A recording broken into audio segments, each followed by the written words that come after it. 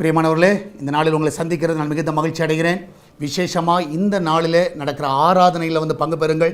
சரியாக இன்று காலை 6 மணிக்கு, 8 மணிக்கு, 10 மணிக்கு 3 ஆராதனைகள் காலையில் இருக்கிறது. கலந்து கொள்ளக்கூடிய எல்லா பிள்ளைகளும் உற்சாகமாக வந்து பங்கு பெறுங்கள். தொடர்ந்து இந்த ஊழியத்துக்காக ஜெபியுங்கள். இந்த நாளில் கர்த்தர் நமக்கு கொடுக்கிற வார்த்தை சங்கீத புஸ்தகம் 18வது சங்கீதம் 46வது வசனம், Psalms 18 verse 46.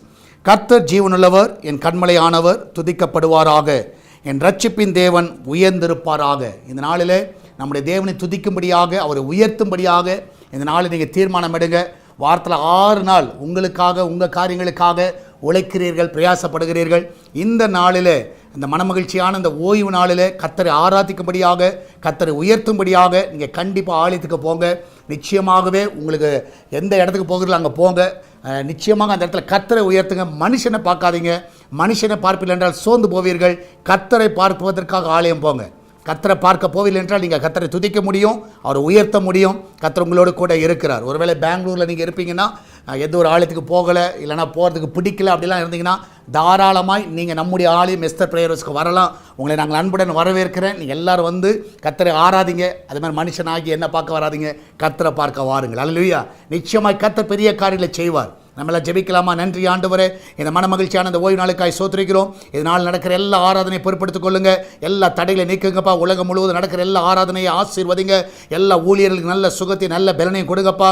இதனால் கர்த்தருடைய வார்த்தையை நாங்கள் ஜனங்களுக்கு சொல்லவும், அதன் மூலமாய் ஜனங்கள் பலனடைய உதவி செய்யுங்க.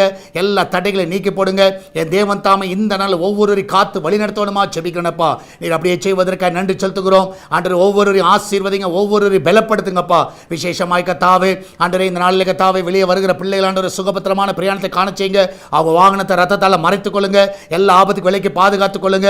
ஆராதனைக்கு வர முடியாதபடி பலவீனத்தோடு இருக்கிற பிள்ளைகளுக்கு இப்பொழுது பலனை தருவீராக. எல்லா தடைகளை நீக்கி போடுங்கப்பா.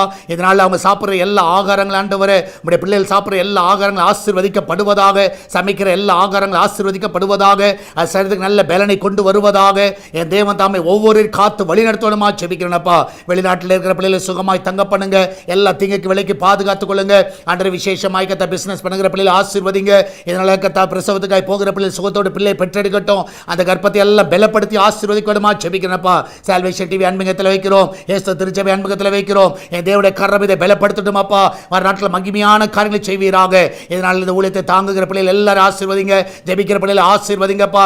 இதனால கர்த்தா கூகுள் பே, ஃபோன்பே, பேடிஎம் மூலமாக, மணி ஆர்டர் மூலமாக நேரடியாக வந்து கொடுக்கிற காணிக்கைகள் எல்லாம் ஆசீர்வதிங்கப்பா. அன்று எல்லாவற்றிலும் தேவனுடைய கரம் வந்து வழி நடத்தணுமா ஜெபிக்கிறேன். மகிமையான காரியங்களை செய்யும். தொடர்ந்து நம்முடைய கரம் அற்புதமாய் வழி நடத்துவதாக. பெரிய காரியங்களை செய்யுங்கப்பா.